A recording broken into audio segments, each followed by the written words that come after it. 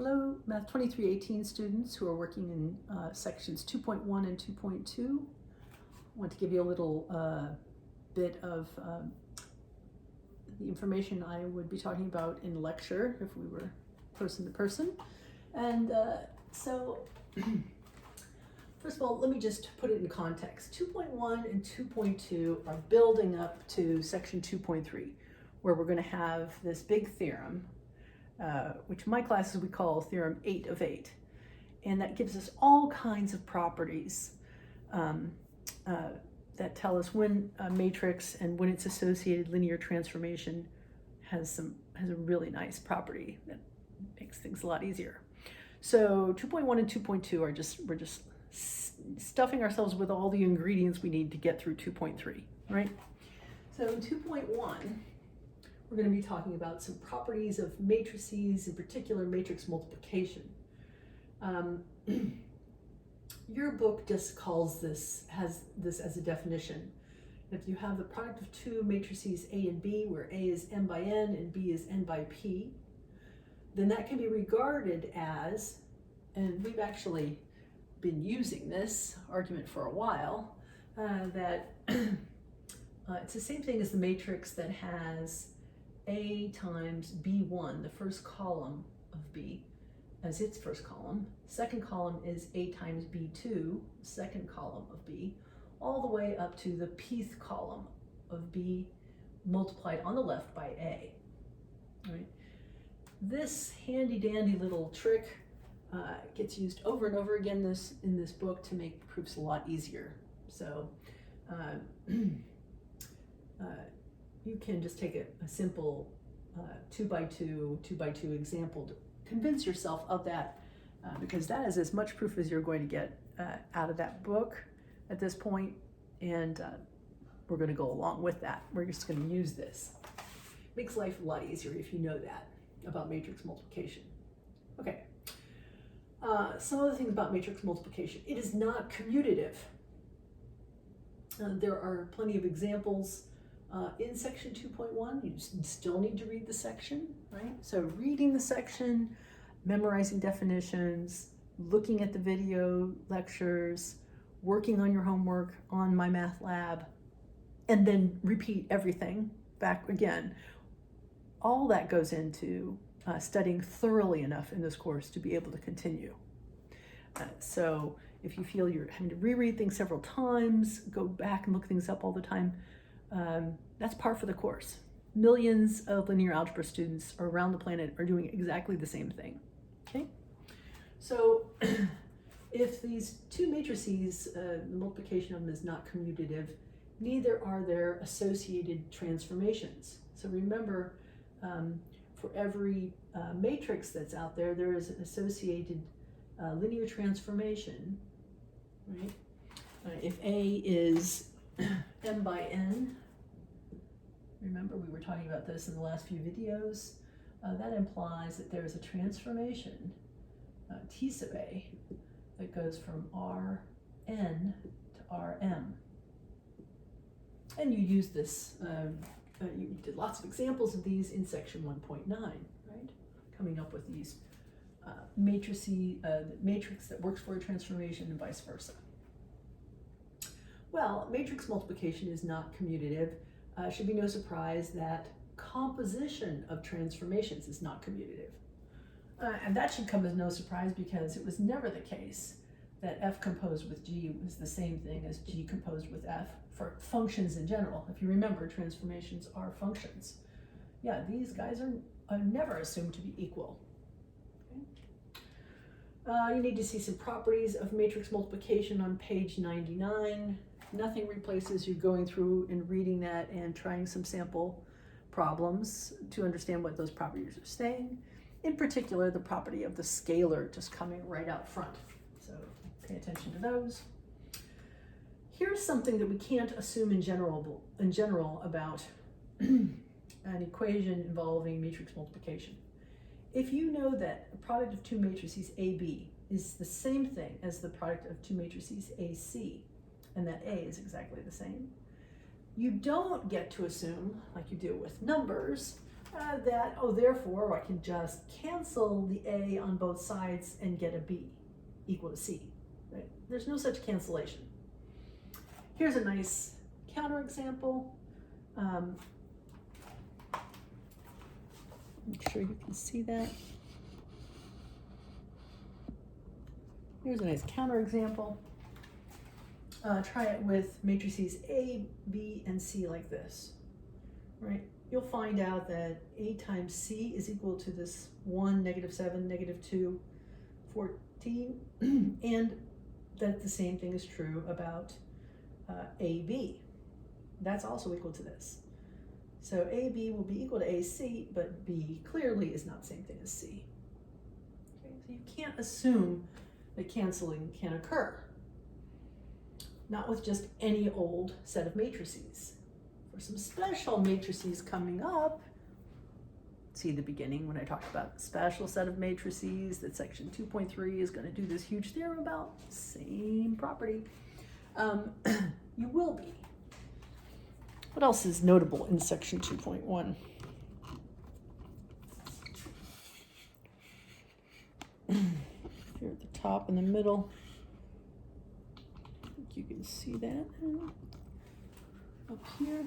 Yeah, okay.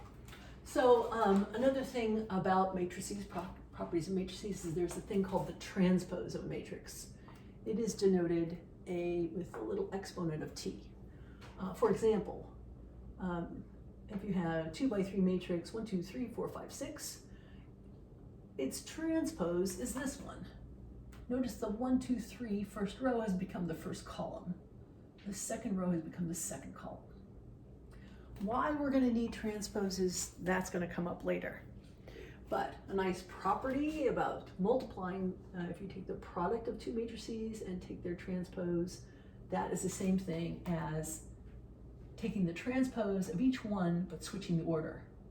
So think of, you have AB, its transpose, think of distributing that T but then flipping the order. You're going to be doing that again soon with another operation. All right, so that's all in section 2.1. What's in section 2.2? Again, we're just building up tools to be able to build this mega theorem, which in my class we call theorem 8 of 8. All right, so in section 2.2, here's where we're going to focus on that special property that some matrices have that make them really easy to work with. And that is when a matrix has an inverse. So we say matrices that have an inverse are invertible. This is just getting used to all the different ways it gets referred to in English. For example, and what does that mean exactly? Here's the exact definition. If for a matrix A, there exists a unique matrix B such that AB is the same thing as BA, what? Oh, with these invertible matrices, multiplication does commute. Not only that, but they're both equal to the identity. That's what makes them multiplicative inverses. Okay, so if there exists a unique matrix B such that this is true, AB is equal to BA, and both equal to the identity, then we call B the inverse of A. Okay, and it gets denoted with A with a -1 exponent. All right. Now, of course, this does not equal 1 over A because that just doesn't make any sense, period. Okay? You can't take a scalar and divide it by a matrix, right? That doesn't make any sense. So please, nobody do that, right? Okay. So that is not what we mean by that. What do we mean by A inverse? We mean that it is that thing that if you multiply it on the right by A or you multiply it on the left by A, you get the identity matrix. Okay, a couple of things to notice there. If A is invertible, then so is its inverse, right? Focus on B here for a minute. It's got a matrix A that if you multiply it on the left or you multiply it on the right, you get the identity. So if A is invertible, so is its inverse, okay? And a way of writing that notationally is that the inverse of A inverse is just A. So that's like a toggle switch. Oh yeah, forgot to mention up here, the transpose works the same way, right? If I take A transpose and find its transpose, I'm going to be back to A as well. So the inverse notation and the transpose notation share some niceness, but not all properties. A little bit slippery. Be careful. Let's keep going about invertible matrices in section 2.2.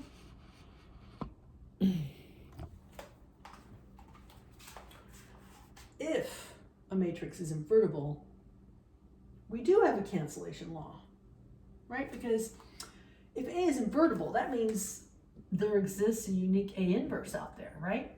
And so if AB is equal to AC, I can say, well, A inverse is out there. Let me multiply on both sides of this equation. On the left-hand side, let me multiply by A inverse. Well, these two together make the identity, right? A inverse times A is the identity. And one of your properties of matrix multiplication is that the identity matrix times a matrix is just the matrix itself. Identity matrix times C is just the matrix C itself. So therefore, B is equal to C from AB was equal to AC. So if A is invertible, if, then cancellation can occur. Can you see guys down here? Okay, that should have done it. All right. Also note that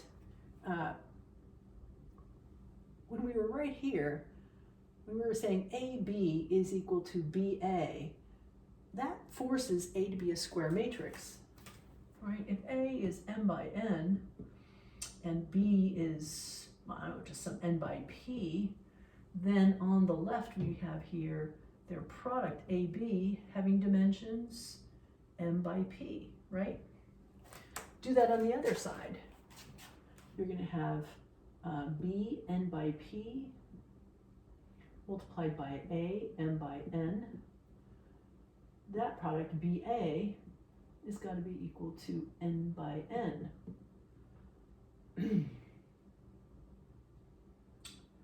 So what do we have here?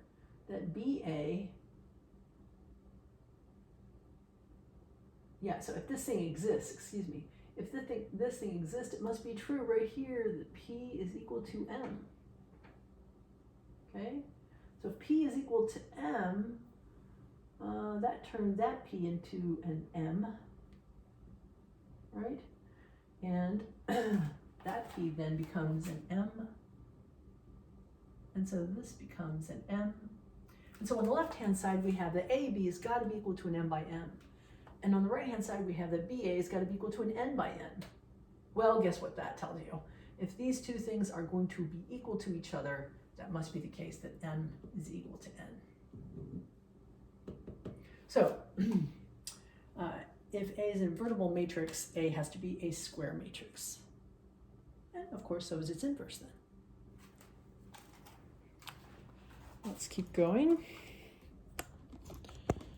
Right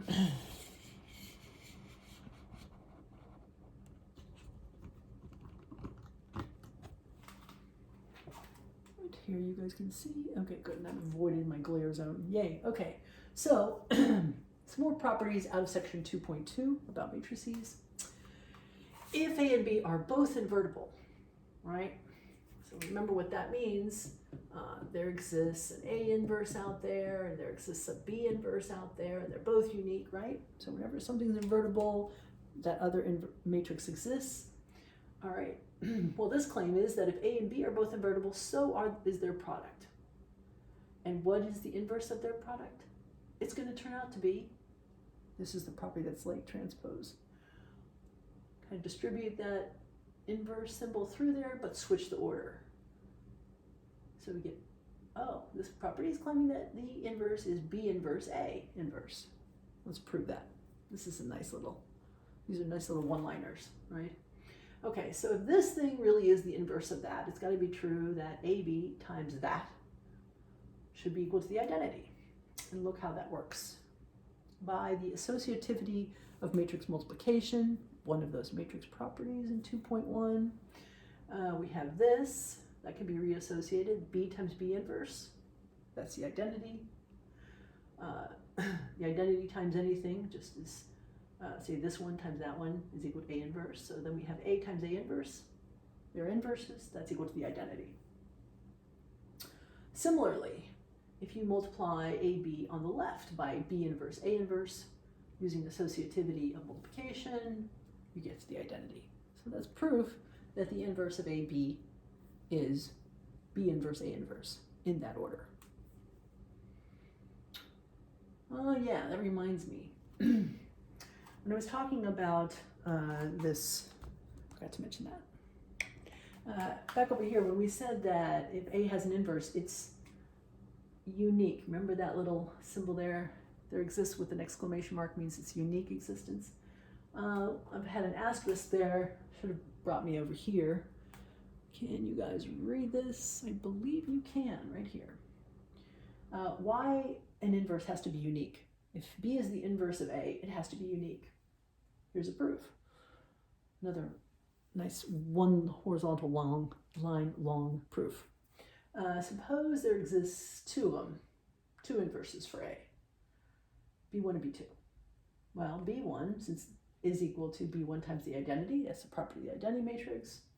The identity matrix can be written as AB2, since B2 is also an inverse. A times it will be the identity. Matrix multiplication is associative. That gives you B1A, but B1 is also an inverse. So B1 multiplied on the left of A is also equal to identity. Identity times B2 is B2. You've just shown that if there are two possible inverses, they are actually identical. One of those nice proofs that I would, in a face-to-face class, I would have you guys prove that on your quizzes and exams. We're trying to replicate that with my math lab. We'll see how that goes. All right. Sixth item I wanted to emphasize from section 2.2 was that this is where your book says, oh, elementary matrices. It talks to you about barely what they are, and it claims they are invertible. Now, if you go to my video where I was doing Gaussian elimination by hand, that's about the 10th one on the 2318 playlist, you will see in there a proof of this statement, proof that the elementary matrices perform elementary row operations, and you will see how I generate the elementary matrices. For each type of elementary row operation, there is an elementary matrix that does the same row operation multiplying on the left of the given matrix A, and examples of all those. So please make sure you've seen that, and that fills in that gap where the book just says, oh yeah, elementary matrices exist and they're invertible. Okay, now I think you should be ready for section 2.3, of course, after you've done your exercises in 2.1 and 2.2 on my math lab.